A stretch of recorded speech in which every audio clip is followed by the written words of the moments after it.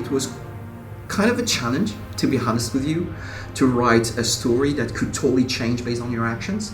But in the final game, we managed to create an experience where, depending on how you play, there are entire scenes that you can see or miss. There are characters that can be with you for just one scene or accompany you until the very end of the game. I worked a lot with David when we were drafting the story, building all the possible branches for the game. And the toughest thing was to make a script that's that big, where every character can influence the story of the others.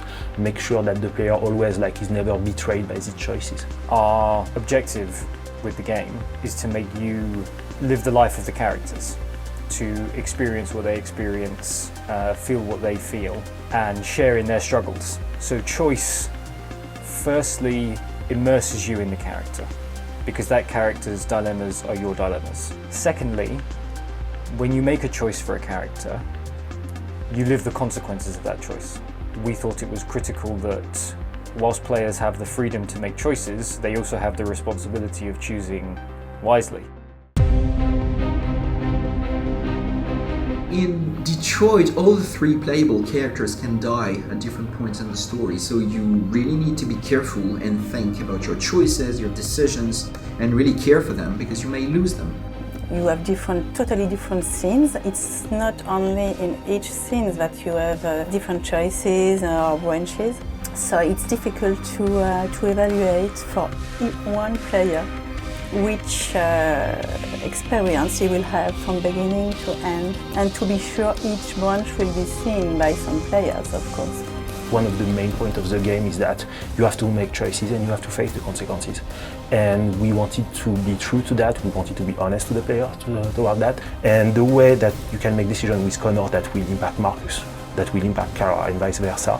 And at the end of the game, as the game goes on, the last act is crazy because of that, because you have all these stories that can collision with each other and create something. At the end, you really have an incredible amount of possibilities for the player to see how the story will end. And that's something we talk about a lot, how bending the story is, how many variations of the story there are. It's quantum leap from anything Quantic Dream's done before. The reason that scope is important is it means that the story you get when you play the game is going to be incredibly personal to you.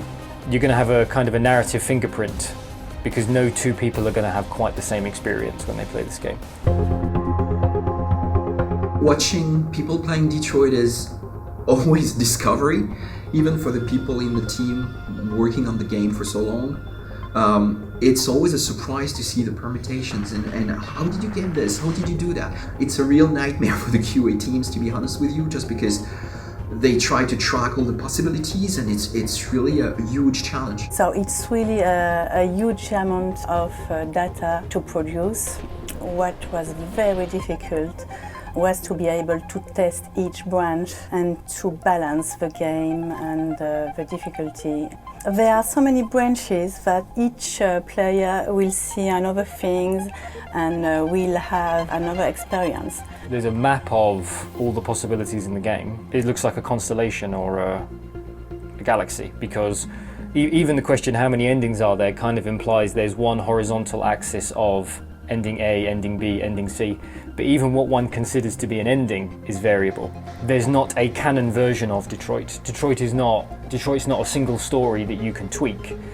Detroit is a context in which you can make your own story. I'm excited to see what stories people will choose to tell.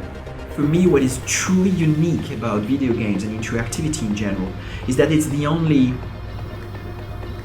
art form where you create something with the audience. You know, when you're a writer, you write a book, people read the book, but they can't change the book, right?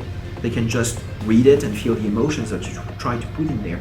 But when we create an experience like Detroit, I created a narrative landscape in which players can travel and they can tell their own story. So it's a story that we tell together. They become the co-writer, the co-actor, the co-director of the experience. The scope is just completely insane. So I'm just so proud that we made it. And now I'm just impassioned to see what people would think of it.